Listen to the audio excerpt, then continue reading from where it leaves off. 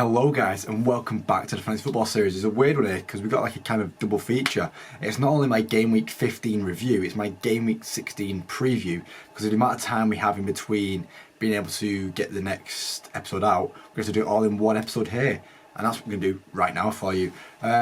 Starting with the preview, obviously the review of Game Week 15 and how it went for me in Game Week 15. Starting off with a big one, Simicast did not play. My one transfer that I brought into the team, I brought him in. I was like, I backed Simicast because it's a bit cheaper than Trent, and if they get a clean sheet, they'll both get a clean sheet, and that doesn't matter to me. Trent went and got a clean sheet and got an assist, while Simicast didn't even play. So what a decision I made there. Pedro Porro came in the team and got me 5 points, so I can't complain too much. 5 points there, 2 points of Flecken.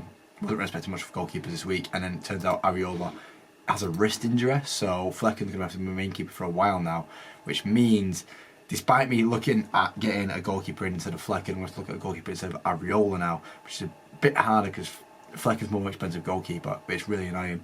Trippier get me 1 point. I didn't back him 1 week, back in the next week it does 1 point, mint, thank you. Back-to-back weeks where I've had him in my team getting 1 point now. Saliba getting 1 point, really disappointing against Luton. Like, really should have done better against Luton, but is what it is. Salah not scoring again against Sheffield. This being on the brink of a 200 goal is going to affect him. It is really affecting him. It's really annoying right now.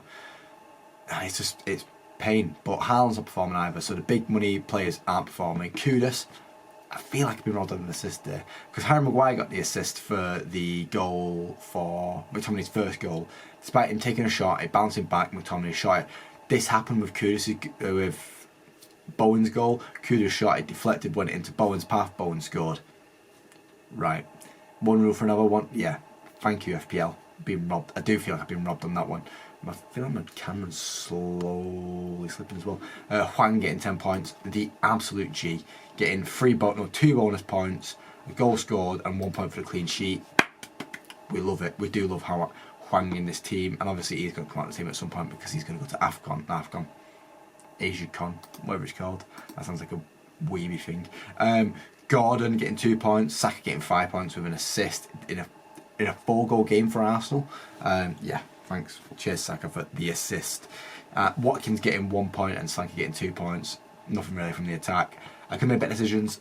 Pau Torres last on my bench getting 6 points. You know, instead of a Trippier or Sleep. But who saw a clean sheet for Villa against? So let's go into the team of the week and let's look at what players I could have got. Trent and Virgil both getting 14 points. It could have been me. It could have been Simicast. I could have got something, but no, nothing. Sanchez made a penalty save despite the conceding him twice.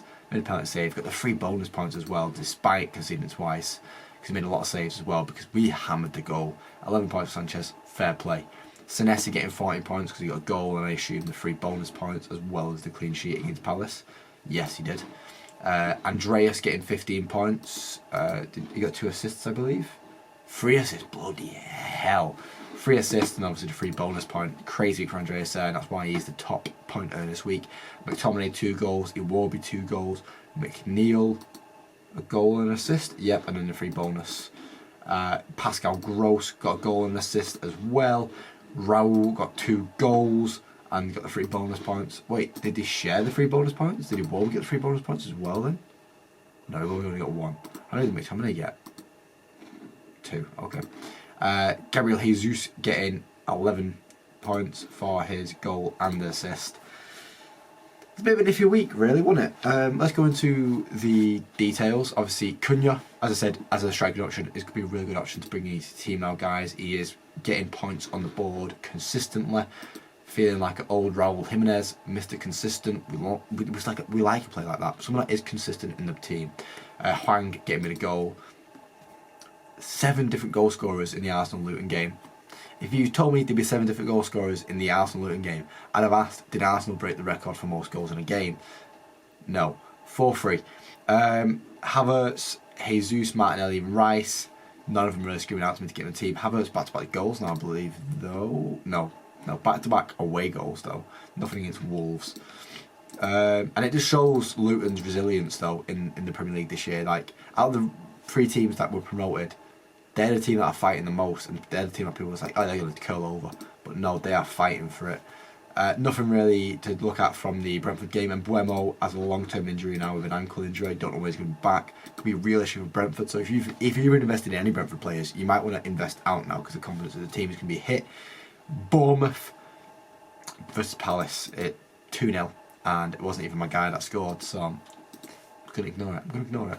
Andreas getting 3 assists. That's really tempting, to be fair, as a future option for when I do get rid of my Kudus and my Hwang and my Salah. Obviously not for Salah, but you know. Liverpool get winning 2-0 with no Trent goal. No Salah goal, that's what I'm saying. Darwin getting assists as Balzai getting a goal. I think Darwin's tempting to look at as a striking option, but am I happy with my striking options right now? I don't know. It's one of them. It's hard to figure out. Bailey getting a goal. 2-0. Scott McTominay, the guy. Garnacho getting on the points again. You know, he's popping up now. He's playing with a lot more confidence, so could be a real potential to get into your team, guys. And that's 4.7 mil, worth it. McNeil getting on the score sheet again with a goal and an assist. I kind of rate McNeil as an option. I spoke about this at the start of the year, how I rated McNeil as an option. My camera's definitely like slipping slowly, I think. I was spoke about McNeil as an option, and in the past 2 games he's shown why he can be an option. You know, he hadn't really shown it in the games before it, but they're finding the feet now. And it's just nice 2 games coming up. Spurs and then City is a bit tough, but then it's hard to justify an Everton player. But if Everton are playing well, McNeil could be a guy. Like Bowen is your guy at West Ham. Obviously came up doubtful in this game here, so I took him out. Kudus performed, stayed in the team, keeping his place, but Bowen, he's getting a bit tempting. Who got the assist? Oh, it's Pedro Porro, my guy. Right, let's look at what transfers I need to make, really.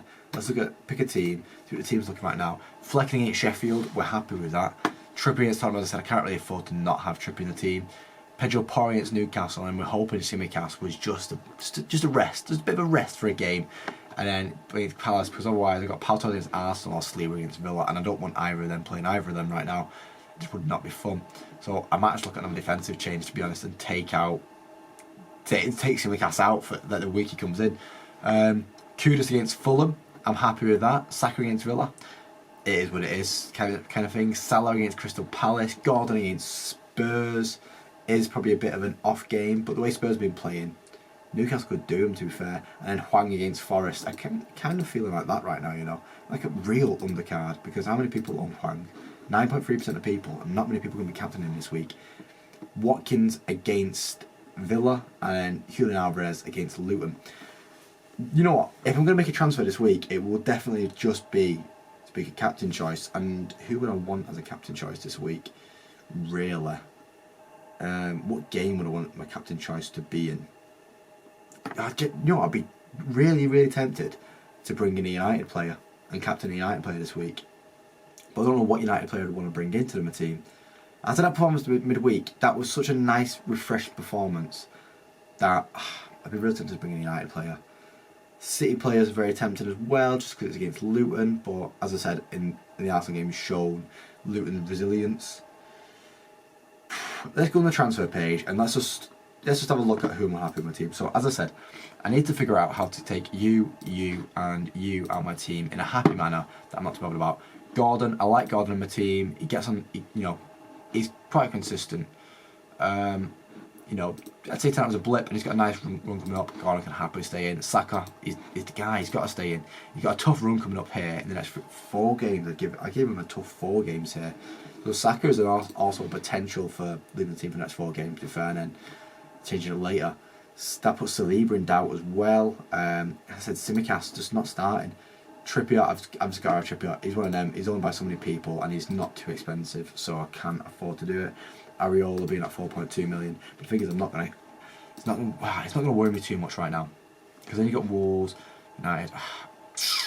I'm not gonna let it worry too. It's not worrying me too much. That's what we're just gonna let it sit. If we get to game week 18 when Flecken's being rested, and I'm gonna have to make the change, and I make the change, it is what it is. And then up front, I'm not being happy with Slanky or Alvarez recently, to be honest. Watkins can stay because he's playing for the top goal scoring team, and despite not scoring last week, he'll score at some point, and I'll have him in the team for it. Right. So if I can't find a replacement, right, Hwang definitely staying. I think I might captain him this week. Kudus, who's he playing? Fulham. Kudus is definitely staying in the team, and then Salah staying in the team. That secured my midfield. I know I have to figure out how to get him out of the team at some point, but for now, I'm just happy with him. I have to look at when I'm going to take him out, and I think they've both got 2 more games in at least. I think Kudus might come out when they play against us, because that's the safest time for me to do it. So Salah will probably come out around Christmas time too, and then Hwang will be probably the last one to leave my team, because I'm really happy with Hwang right now. You know, he gets a go. He just does it for me. As a cheap player as well, not on by a lot, I'm happy with Hwang. Simicast, he came in the team last week, so he's got a week to prove himself again. And that just leaves me with a striking option to come with. Who's Solanke playing? He's playing against us. See, that is worrying. That is worrying. Hugo Alvarez, who's he playing? Luton. Yeah, Hugo Alvarez can definitely stay in the team. That leaves me with. So unless I find a real good option in another place, potentially like Kudus for Bowen, potentially. I said I do want a United player in, so it could be that Kudus comes out now, to be honest. Could be that Saka comes out now. I told you that run. It's not the best run. Villa, Brighton, but too many people own him. It's one of them. I know I do the same with Haaland, and a lot of people own Haaland and I've gone, yeah, but I don't want Haaland in my team. So right, let's look at midfielders. We'll look at everything. Let's look at goalkeepers that will be tempting this week. Who do I think could keep a clean sheet this week? To be honest, I think we will keep a clean sheet. But I'm not gonna back our clean sheet. God, I think that's it probably. I think Everton might keep a clean sheet. You know, Jordan Pickford could be a real good shout this week. Yeah, you know, we're gonna put these players in my team. I'm not gonna make the changes. I'm just gonna put them in the team. Oh, let me just. And let's look at Pickford's fixtures as well. This is game week 18. That's the one where I don't want it. So Pickford is not my guy, no matter what. Pickford's not my guy. It's just really tough making decisions. Right, let's get on to defenders and look what defenders. You know, I've just said, you know, midfielders. What midfielders are tickling my fancy? Aston, which else playing?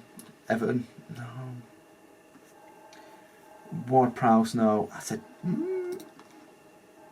It's just, what do you get? Did you get a minus point last game? No, you got 1 point, okay. No, you 0 points, Jesus Christ. Get the assist in that game, goal in that game. You just feel like Bruno Fernandes is going to do something every game, really, don't you? He's just all over constantly. Bruno Fernandes can go in the team for now. A lot of people might take Palmer. I just want Palmer. McTominay, man. He is so tempting. He's our top goal scorer this year, but obviously it's only coming in 3 games. People who want McTominay in, people that have Matoma in, when Matoma gets something in like, what, 3 games in a year? 1, 2, 3, 4, 5, yeah. Get lost in Matoma, I don't want you. Andreas against West Ham, but he's got Newcastle, Burnley, Bournemouth, okay. Who have Aston Villa got after this? See, Aston Villa are a tough run right now too. Kulusevski, potentially. It's Newcastle at home. He's been playing a more central role recently as well. I'm just not too sure on who I'd want in the team. Bowen is playing against Fulham, but I don't want to. No, is a Kudus replacement, to be fair. Let's look at the forwards. It could just be that I end up. Liverpool playing Palace. No, that's a game for Darwin Núñez to miss about 8 good chances. It'll give me a heart attack. Eduard's going to score that game probably. Cunha is playing against Forest. The way Forest have been playing recently as well. Like if we look at, let's go. Show the Forest player on this page, right? Ariona. There we go. Look at that, 4 losses in a row. Oh God. They only beat Villa. They beat Villa. Sorry, mate. That could be really tempting as well, to be fair. Bringing in Cunha. But then, what would make my team? What would my team be with that? Who would drop out my team? Because would it be Gordon? No, because I'm happy with Gordon. Happy with Salah because it's Salah. Happy with Hwang.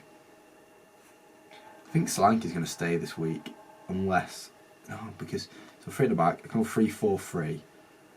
Watkins isn't leaving the team. Alvarez isn't leaving the team because they're playing against Luton. Saka ain't. Who's Saka playing again? Aston Villa. No, Saka's not going to leave the team. Sal's not going to leave the team. Gordon against Spurs. No, I just feel the way Spurs have been playing. Yeah, I feel like it's going to be a midfielder option. And that I'm going to bench Solanke. So let's go on to the midfielders. There's quite a few good attacks right now. Like I'm looking at Nketiah as a potential. Cunha is my main guy. Cunha is definitely my main guy right now. Of like, he just feels so tempting, but I'm not going to let it overrun me. We're going to go on to midfielders. I think this might be a week to bring in Bruno Fernandes. Let's look at Man United, because I said, I feel like but it is the kind of game we're going to lose. We're going to lose that game and then beat Bayern. That's what's going to happen. That is my prediction. You can get it live. It clipped right here. You know what? Garnacho could be it, you know. It could be. I feel like Garnacho might do something against Bournemouth. Sack it. Let's bring in Garnacho. I said it's to be a captain, didn't I? Don't want to captain Garnacho against Bournemouth. He's not even guaranteed to play. But he's been starting on the games recently. He's Bournemouth as well. Yeah, you know what? Garnacho. The way he's been playing recently as well has been fantastic. It's so risky. This is such a risk. So I don't even know I don't know what injuries have come out tonight either. So right, confirmed, done. Right, if I have to make any more changes, I have to make any more changes. But it is what it is. And Garnacho is going to get captains there. Vice is going to go to Hwang. Ooh, I'm happy with that. Am I happy with that? Do I want to bring in Pau Torres to play? No, I'm quite happy. I'm quite happy with Pau Torres coming on if Tsimikas don't play. That's what I'm happy with right now. That is the team, guys. That is the team for the week. And if I get any injuries in the next day, I'll also have to make another change. But I shouldn't have to make another change. Thank you for watching the video, guys. If you're not already, please like, and if you've not already, please subscribe. It'd be much appreciated. Thank you for watching, guys. I hope I've kind of helped you with my mind exploding onto the page here. But this is the team going into the game week. It was a poor week last week. Hopefully we'll just more up this week. That's what we want. We did get above average, but could be better. Could be better. Thank you for watching, guys. Cheers.